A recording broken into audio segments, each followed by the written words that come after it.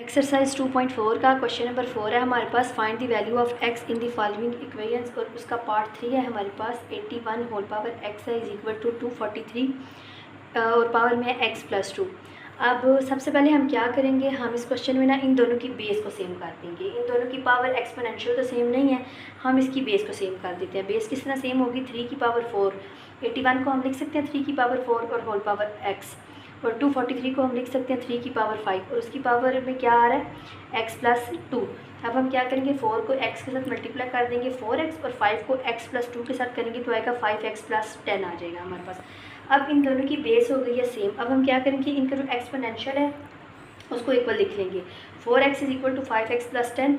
5x यहाँ पे plus कर रहा है, दूसरी साइड पे जाएगा तो माइनस करेगा, is equal to 10 plus minus minus minus x is equal to 10। ये x के साथ माइनस है, ये दूसरी साइड पे जाके माइनस 10 हो जाएगा। ये हमारा आंसर आ जाएगा। इसका पार्ट 4 है हमारे पास। 1/27 की होल पावर है x minus 6 is equal to 27। अब अगेन हमने इसकी बेस को सेम करना है तो हम क्या करेंगे, 27 को हम लिख सकते हैं 3 की पावर 3। 1/3 की पावर 3 है और होल पावर क्या है x माइनस 6। 27 फिर इधर अगेन है तो 3 की पावर 3। अब क्या करेंगे, ये 3 की पावर 3 जो है वो डिवाइड में लिखा हुआ उसको ऊपर ले जाएंगे, वो नेगेटिव में हो जाएगी और बाय x माइनस 6 ही होगा।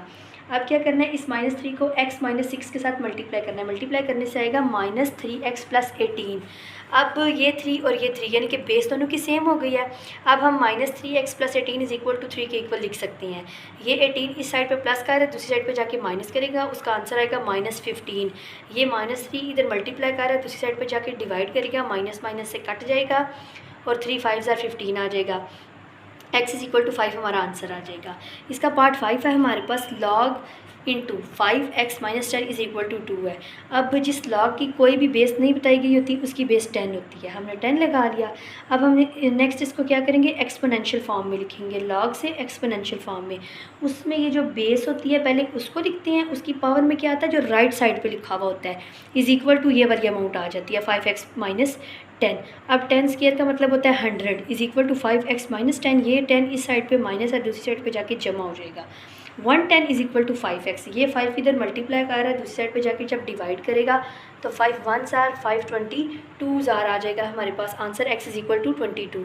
इसका लास्ट 6 पार्ट है हमारे पास। लॉग बेस में 2 है into x plus 1 minus log x minus 4 is equal to 2।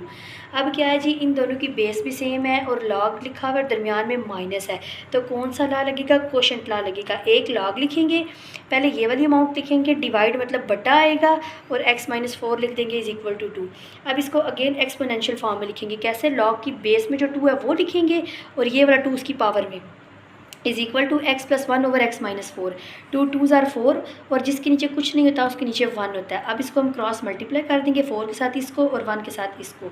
ये हमारे पास आ जाएगा 4 into x minus 4 is equal to x plus 1 के साथ 1 मल्टीप्लाई करेगा। 4x minus 16 is equal to x plus 1। ये x हमारे पास इधर जमा हो रहा है, दूसरी साइड पर जाके माइनस होगा और ये दूसरी साइड पर जाके माइनस प्लस 16 बन जाएगा।